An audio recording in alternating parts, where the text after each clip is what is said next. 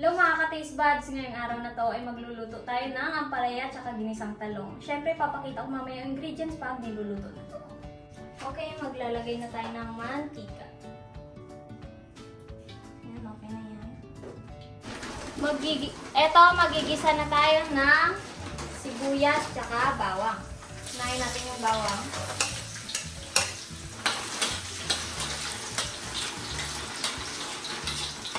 Siyempre, sunod na natin agad-agad yung sibuyas. Uunahin pala natin dito is yung talong.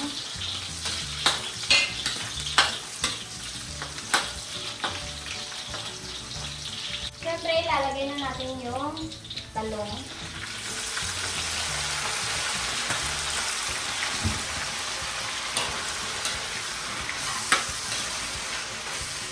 Tiplawan agad natin ito ng paminta.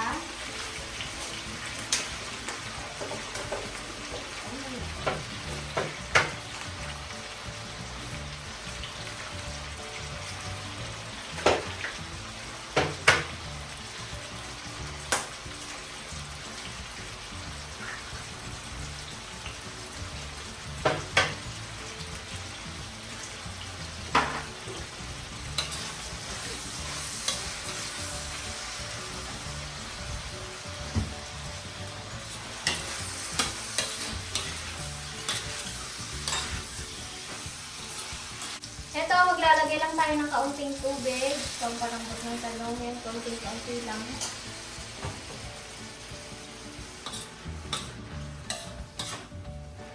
Siyempre, tatakpan muna natin ito.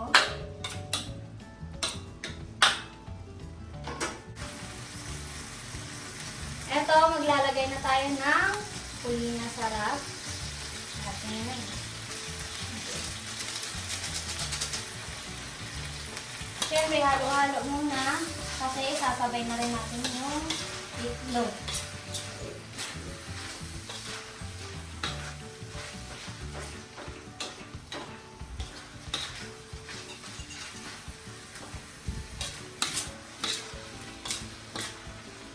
Hindi po kalimutan ihalo-halo habang naglalagay ng itlog.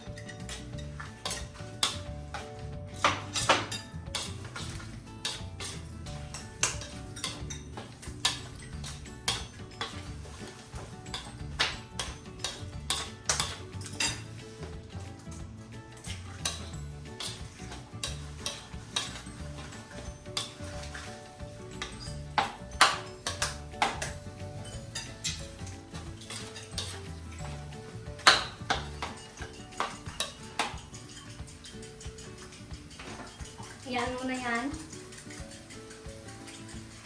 Yan, so ito mga ka-taste buds, naluto na natin kaagad itong ating talong recipe. So napakasimple, nilagyan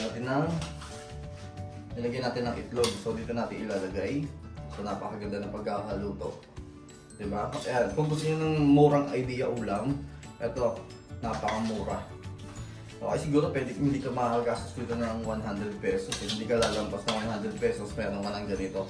So syempre, in-next na natin iluto dito yung ating ampalaya. So napaka-healthy ng niluluto natin for today's video. So ayan, tingnan nyo kung gaano kaganda. Napakaganda na pagkakaluto.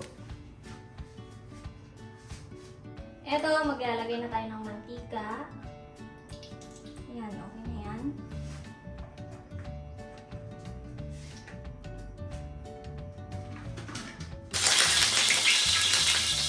Ito, magigisa na tayo ng bawang.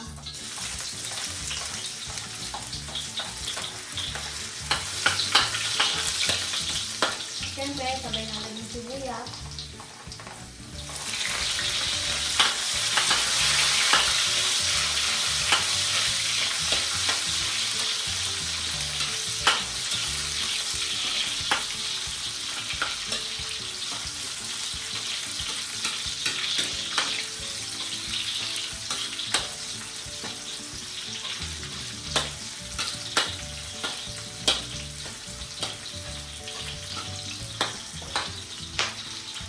Lagay na natin yung kamatis.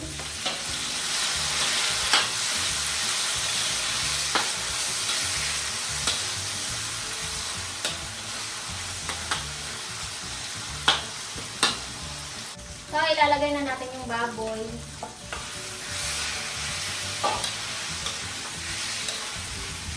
Isimplahan na natin lagyan ng paminta.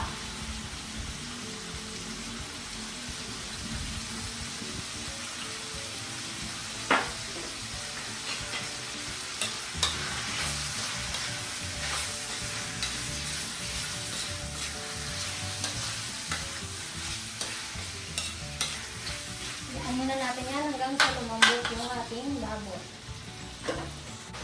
Ito, pinakulot lang namin yan ng mga 5 minutes to 10 minutes. Siyempre, ilalagay na natin ito ang palaya para naman sumabay siya sa lambot ng ating baboy.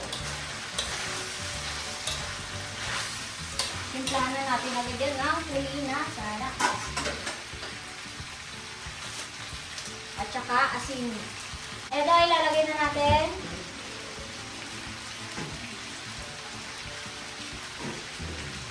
Buhos na lahat yan. Kung may magic sarap kayo, mas maigi. Ito yung asin, kaunti na. Yan.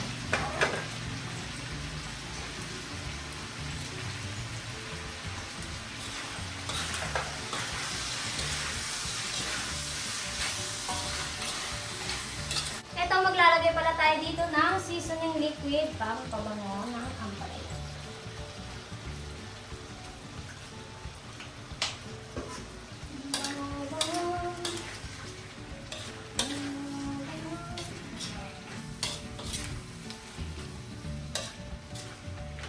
Yan, hayaan natin lumambot yung ampalaya. Siyempre, ilalagay na natin itong itlog.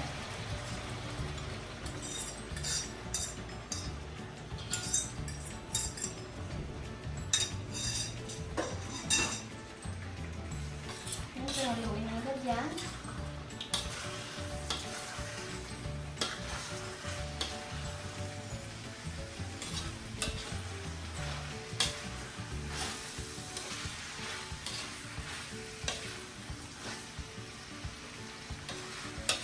Ayan, so ito mga ka-taste buds, naluto na din natin itong ating napaka-healthy ulam na ating ginisang ampalaya with pork at saka syempre itlog na din.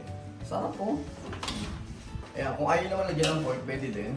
Optional lang naman yan. Pwede yung chicken, bahala kayo kung anong gusto nyo, karne yung gusto nyo ilagay. Sa amin itong pork, at nakita nyo naman hiwa yung ginawa namin is medyo pahaba, strip, para astig. So yun guys, tara, kain na tayo. Ang sarap ng ulam natin ngayon. At guys, kita nyo naman kung paano namin lutuin yung talong, ginisang talong, at syempre itong ampalaya. Kaya namin kung ako sa'yo, huwag mo na kalimutan mag-like, share, and subscribe.